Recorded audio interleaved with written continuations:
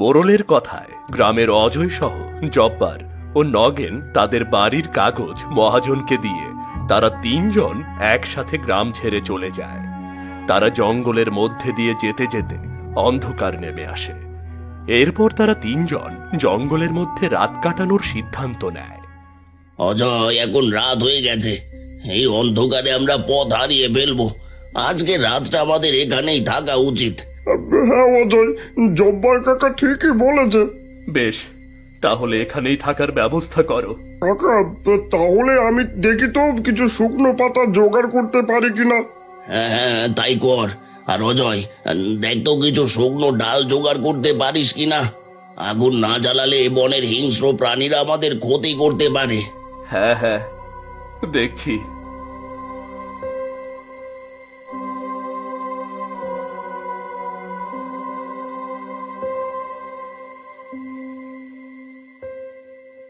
বাহ, এই জঙ্গলের মধ্যে ডালিম ফলটা তো বেশ পেকে আছে। হ্যাঁ, ভালোই হলো। এমনিতেই অনেক খিদে পেয়েছে, ফলটা খেলে পেটটা ভরে যাবে। দাঁড়াও, এই ফলে হাত দেবে না। কে কে কথা বলল? কে? আমি এই ফলের রক্ষক। ফলের রক্ষক? ঠিক আছে, হে ফলের রক্ষক, আমি খুব ক্ষুধার্ত, আমাকে এই ফলটা খেতে দাও না। এই ফল কোনো সাধারণ ফল নয়। এই ফল খেলে তুমি অনেক শক্তিশালী হবে, কিন্তু তোমার মন থেকে ভয় আর ভালোবাসা দূর হয়ে যাবে। তুমি হয়ে উঠবে এক নির্দয় মানব। ভয়, ভালোবাসা, এগুলো দিয়ে আমি কি করব?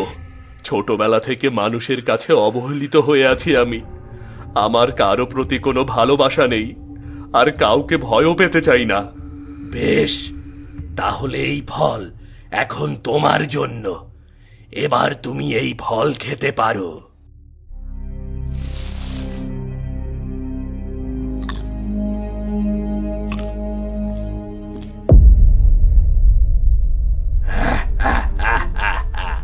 এবার যা, গিয়ে তোর ওপরে হওয়া অন্যায়ের বদলা নে। আজ থেকে তুই এক শক্তিশালী নির্দয় মানব। তোর মধ্যে কোনো ভয়, ভালোবাসা কিছুই নেই। তুই চাইলে সব কিছু জয় করতে পারবি। যা।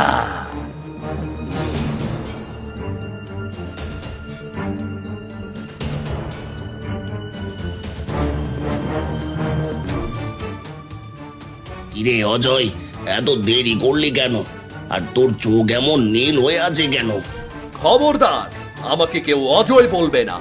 আমি আজ থেকে সবার দলপতি। এসব কি বলছিস?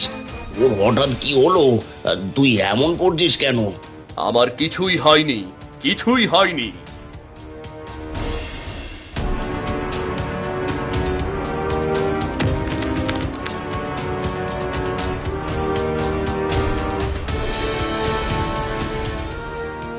কাকা, অজয় ঠিকই বলেছে।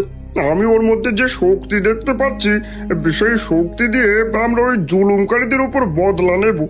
আজ থেকে অজয় আমাদের দলপতি। অজয়ের এমন শক্তি দেখে তারা অজয়কে তাদের দলপতি হিসেবে মেনে নেয়। এরপর আরো কিছু অসহায় নির্যাতিত মানুষদের নিয়ে অজয় এক ডাকাত বাহিনী গড়ে তোলে। এরপর থেকে শুরু হয় জুলুমকারীদের ওপর দলপতির প্রতিশোধ।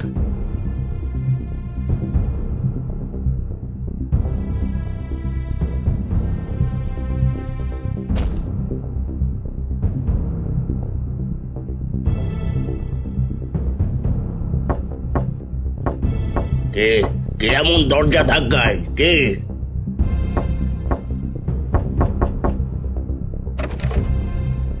কি তোমরা কারা? আমরা কারা দেখে বুঝতে পারছিস না? ডাকাত, তোর বাড়িতে ডাকাত দলপতি এসেছে। দলপতি? কে দলপতি?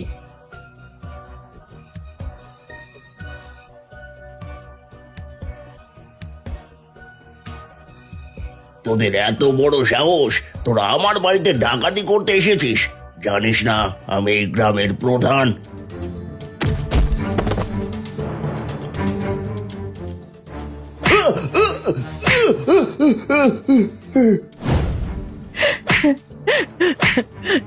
না, আমার স্বামীকে মেরো না, মেরো না, তোমাদের দোহাই লাগে, মেরো না।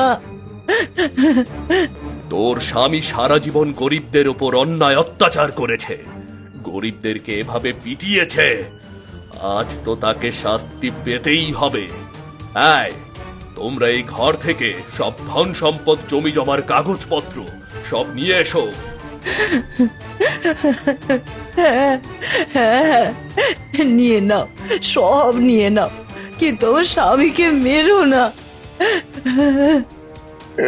এসব কি বলছো? আমার সারা জীবনের জমানো সম্পদ এভাবে এদেরকে দিয়ে দেব? না দিলে এরা কি তোমাকে বাঁচিয়ে রাখবে? আগে নিজের জীবনের কথা ভাবো, তারপর অর্থ আর সম্পদের কথা ভাববে কোন। সব তো গরিবদেরকে ঠকিয়ে জমিয়েছে। মেরো না, মেরো না, তোমরা সব নিয়ে যাও, আমাকে মেরো না।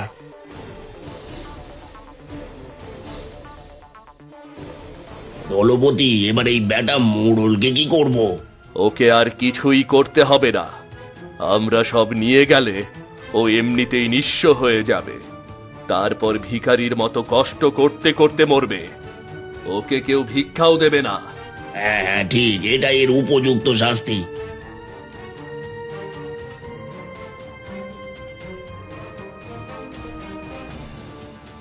দলপতি, সব নিয়ে এসেছি, একটা পয়সাও রেখে আসিনি। এবার এগুলো নিয়ে চলো সব।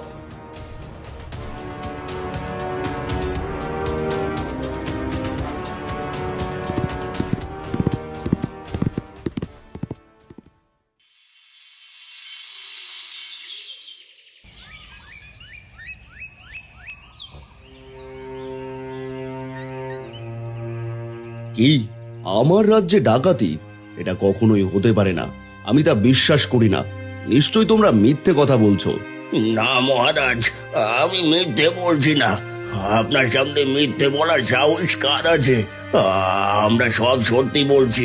কাল রাতে ডাকাত এসে আমার জমানো টাকা পয়সা, সোনা দানা, জমির দলিল সব নিয়ে গেছে, সব। হ্যাঁ মহারাজ, শুধু তাই নয়, সেই ডাকাতদের দলপতিকে দেখে মনে হচ্ছিল সে অনেক হিংস্র, তার মধ্যে কোনো দয়া মায়া নেই।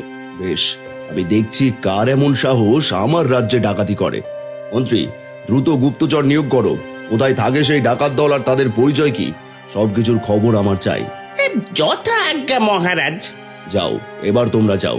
আমি যত তাড়াতাড়ি পারি তোমাদের সব অর্থ ফিরিয়ে দেওয়ার ব্যবস্থা করব। মহারাজের জয় হোক, মহারাজের জয় হোক।